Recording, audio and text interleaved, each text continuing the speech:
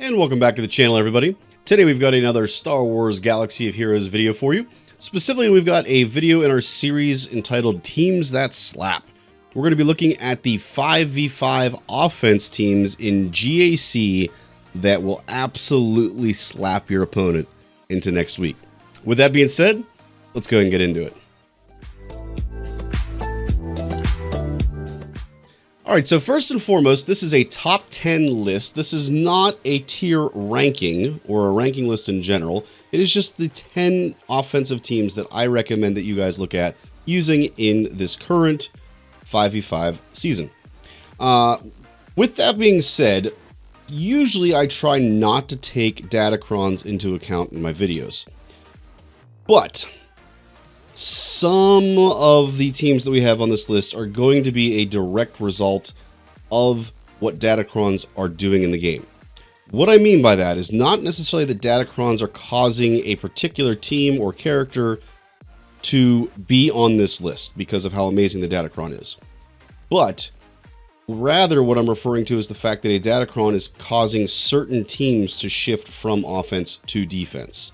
So that means that in this case, as you'll see later in our kind of our bonus content down at the below, some of these teams might have normally been on defense, but they've been shifted to offense because of how different characters are shaping because of the datacrons. So with that being said, let's go ahead and get into our first team.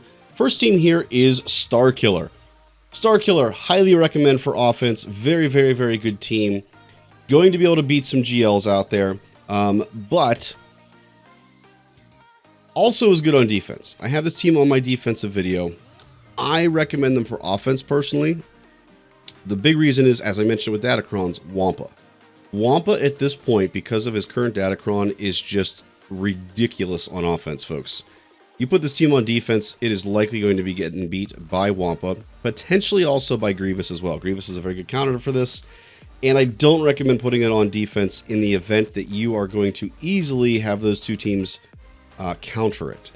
Now, if you're in a situation where that's not going to be the case, maybe it is a good team to put on defense. But I think it's best on offense. It has the ability to control your opponent. It has the ability to get max banners.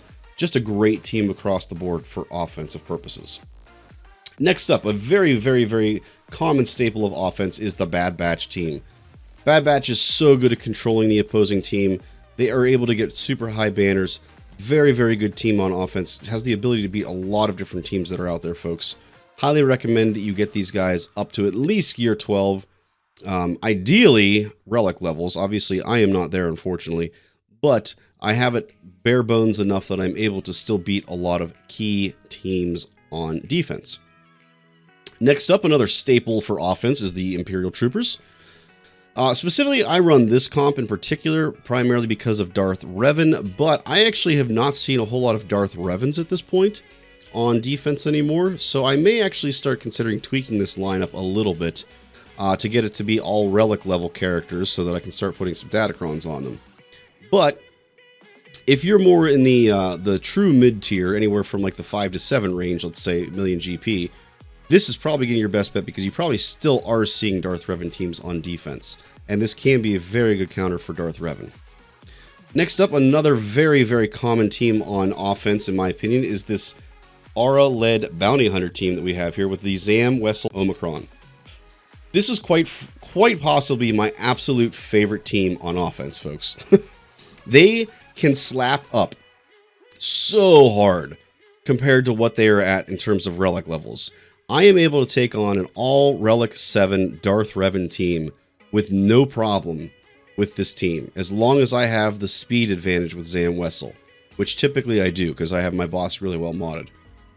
Just a great team that is going to surgically destroy other teams if you get the modding correct on this. Now, similar to the Troopers, and sort of similar to Bad Batch. Bad Batch is a little bit more simple. But these two teams in particular, your turn order is very important, folks. The Bounty Hunter one especially, it is essential that you get the turn meter and turn order correct. If you don't have the turn order correct here, will not work. There are many videos out there. Feel free to check them out. I personally got mine off of Zareth. Great video detailing the way that this comp works. Check it out. It's amazing. Next up, we have Grievous. Grievous with Newt in particular is a phenomenal team on offense. It is a GL killer. It also can beat a lot of our kind of sub-GL teams like Star Killer, for instance. Highly recommend you use this team for offense. People that are putting this on defense, in my opinion, are just crazy and way past the times. This is such a good team for offense. It just destroys so many teams out there on defense. It's amazing. Next up, this is, I think, a little bit of a controversial one.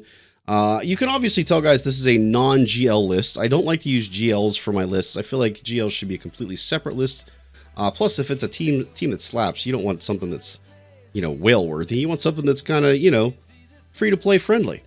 So, Jedi Training Ray team here is very, very strong on offense, can control the opponent very well, which is the common theme with all of these teams. All of these teams are able to control the opposing team very, very well. The difference here with this team is that usually if you have Ray, GL Ray, you're not going to have this exact comp. You're going to end up having a lot of this split up into a GL Ray team. But if you're someone that's a little bit mid-tier, maybe doesn't have GL Ray at this point like myself, this is a great team for offense as long as you get the speed and the turn meter and turn order set up correctly. You want Resistance Hero Finn to go first in particular to get the whole team running. BB-8, not a huge issue if he goes first, but you definitely want Resistance Hero Finn going before the rest of the crew if at all possible. Next up on our list is CLS. CLS is an amazing team on offense, folks. Absolutely controls opposing teams. Turn meter reduction, turn meter gain. This team has it all, folks. It's an amazing team. The only thing it really lacks is a tank, which good news is when you're on offense, you don't really need a tank. You'll notice that's kind of a common theme with a lot of these teams, actually. The Bounty Hunter team, we have Bosk, but he actually really doesn't tank that frequently.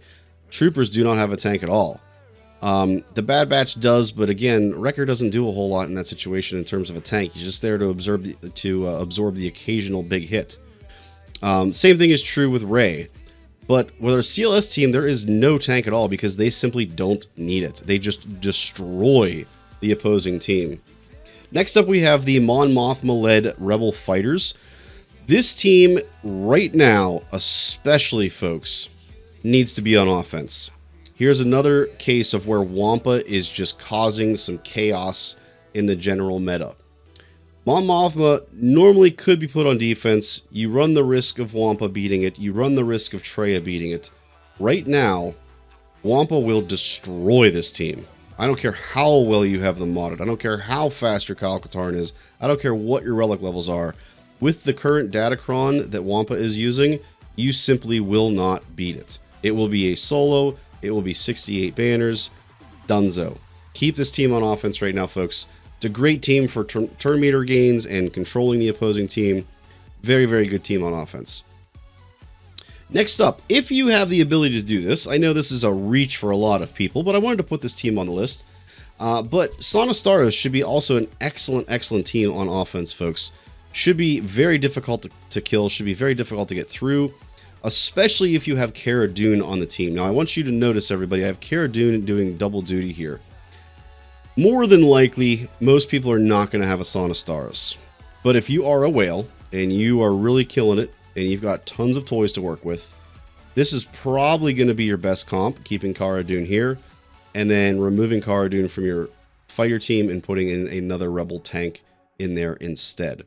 Again, up to you as to exactly how you utilize that based on your roster, but this could be a very, very good comp on offense as well. Next up, again, this is kind of a whale-friendly team. We have Dr. Aphra. This team is doing some insane work on offense, folks. Insane work. The obviously core of the team is Dr. Aphra, BT1, and Trip 0 here. Most people are electing to put in IG-88 with this team, and then we see some other droid, typically comp of some kind, in that fifth slot. The fifth slot is very, very at your disposal, so to speak. Very fluid. But with this core team here, the core three, this team is doing some insane work on offense, folks. If you've got them, obviously save them for offense. They're amazing. If you don't have them, don't worry about it, folks. you can just hang out in free-to-play / Dolphin land like myself and still have a good time. Our last team is a team that most people probably think of as being a defensive staple. But just like our Mon Mothma, just like our Starkiller team, this team has no business on being on defense at the moment because of Wampa. Iden Versio is normally a very staple, solid team on defense and causes you to really have to overreach with your team to beat it. Well, right now, folks, you are just asking for a Wampa solo. When as soon as that your opponent sees that there's an Iden on the defense, it's an immediate Wampa solo, folks. You're better off putting this on offense right now. Running it on offense, it really punches up. It's a very good team for offense. You will not be mad about it. Once this Datacron is gone and Wampa's back into normal Wampa world, then maybe you can consider putting her back on defense. But for now, I strongly recommend that you put her on offense and watch the amazingness that ensues with her. All right, folks, so that is our top 10 plus our bonus unusual team for 5v5 offense in GAC. Hope you guys liked what you saw today. If you did, I would appreciate it if you guys gave me a thumbs up, as well as if you'd like to catch more content, make sure you guys subscribe and turn on notifications down below. Last but not least, if you would like to join the live discussion or catch our live GAC matches, feel free to join our Discord and join us over on Twitch. Both of those links can be found below in the video description. All right, everybody, catch you next time.